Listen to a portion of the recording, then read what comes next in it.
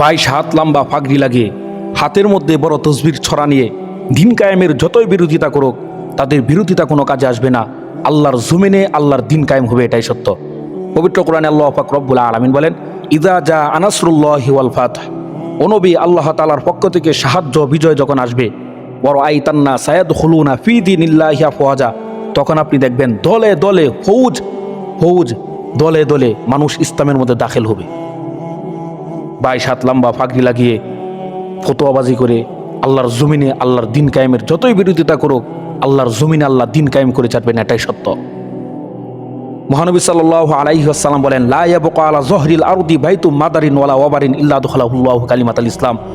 পৃথিবীতে এমন কোনো জায়গা, এমন কোনো ভূমি, এমন কোনো জমিন অবশিষ্ট থাকবে না যেখানে ইসলামের পতাকা উড়বে না। ইল্লা কালিমাতাল ইসলাম, যেখানে ইসলামের পতাকা উড়বে না, সমস্ত জায়গায় ইসলামের পতাকা উড়বে। হযরত মিকদাদ রাদিয়াল্লাহু আনহু বলেন, ফাকুলতু ইয়া রাসূলুল্লাহ ইয়া হাবিবাল্লাহ ফায়াকুনুদ দীনু কুল্লুহু লিল্লাহ, তখন তো গোটা বিশ্বের মধ্যে ইসলামের ঝান্ডা উদ্দিন হয়ে যাবে। নবী করিম সাল্লাল্লাহু আলাইহি ওয়াসাল্লাম বলেন, নাম, হা, তখন গোটা বিশ্বের মধ্যে ইসলামের হুকুমত কায়েম হয়ে যাবে। আরে মুসলমানের ঘরে জন্ম নিয়া দিন কায়েমের বিরোধিতা কিভাবে করে? একজন মুসলমান নারী সে দিন কায়েমের বিরোধিতা কিভাবে করে? আমার মনে হয় না যে সে মুসলমান। আল্লাহ পাক রব্বুল আলামিন বলেন, ফাসাব্বিহ বিহামদি রাব্বিকা ওয়াস্তাগফির, ও নবী, তখন আপনার উপর দায়িত্ব হলো আপনি ইস্তিগফার পড়েন, আপনি তাসবিহ পড়েন। ইন্নাহু কানা তাওয়াবা, নিশ্চয়ই আল্লাহ তাআলা তওবা কবুলকারী। আল্লাহর জমিনে আল্লাহ তাআলা দিনকে বিজয়ী করবেন, এটাই সত্য।